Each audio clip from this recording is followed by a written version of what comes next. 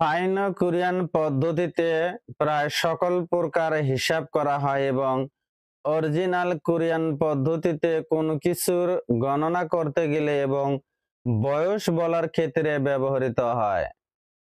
সাইনো Korean সংখ্যা ব্যবহৃত কিছু এককের নাম। সাইনো কোরিয়ান সংখ্যা ইল, ই, থাম, সা, ও, ইয়ক, তিল, ফাল, থু, শিব।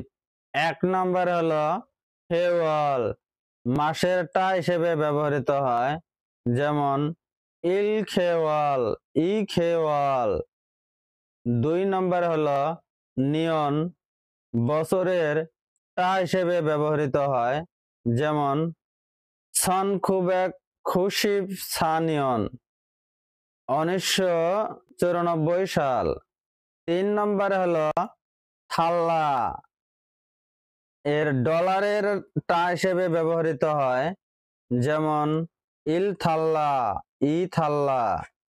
4 নম্বর হলো মাইল, মাইলের টা হিসেবে ব্যবহৃত হয়, যেমন ইল মাইল, ই মাইল।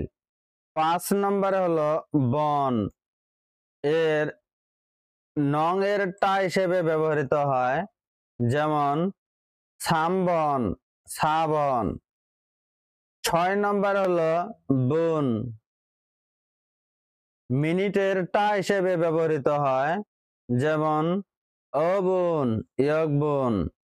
7 নম্বর হলো ওন, মুদ্রার টা হিসেবে ব্যবহৃত হয়, যেমন শিবন, ইশিবন।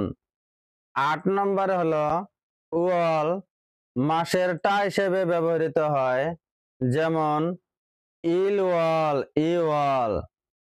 9 নম্বর হলো ইনবন, পরিমাণ খাদ্যের টা হিসেবে ব্যবহৃত হয়, যেমন ইল ইনবুন, ই ইনবুন।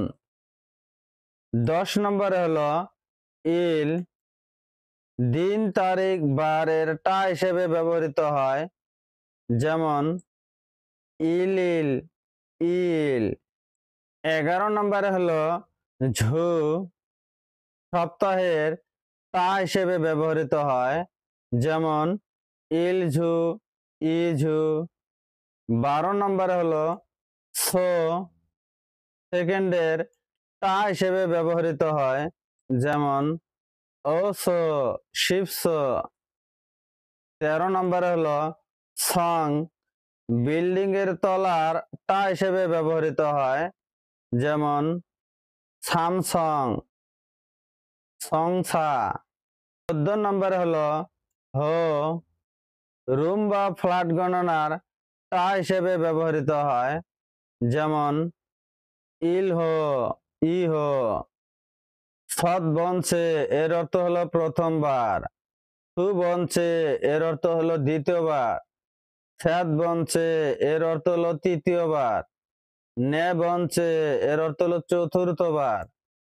হাসত বনছে, এর অর্থ হলো পঞ্চমবার। সৎ বনছে, এর অর্থ হলো প্রথমা। সু বনছে, এর অর্থ হলো দ্বিতীয়া। ফুল বনছে, এর অর্থ হলো দ্বিতীয়া। ছেদ বনছে, এর অর্থ হলো তৃতীয়া। নেদ বনছে, এর অর্থ হলো চতুর্থী। ইয়সৎ বনছে, এর অর্থ হলো ষষ্ঠবার। ইলগু বনছে, এর অর্থ হলো সপ্তমবার। ইয়দল বনছে, এর অর্থ হলো অষ্টমবার। আহ বনছে, এর অর্থ হলো নবমবার। ইয়ল বনছে, এর অর্থ হলো দশমবার।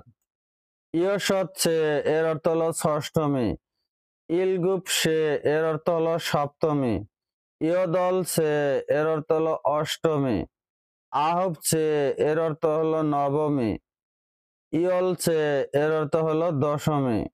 ভিডিওটি দেখে যদি বিন্দু পরিমাণ উপকারে আসে, ভিডিওটি অন্যদের মাঝে শেয়ার করে দিবেন। ধন্যবাদ।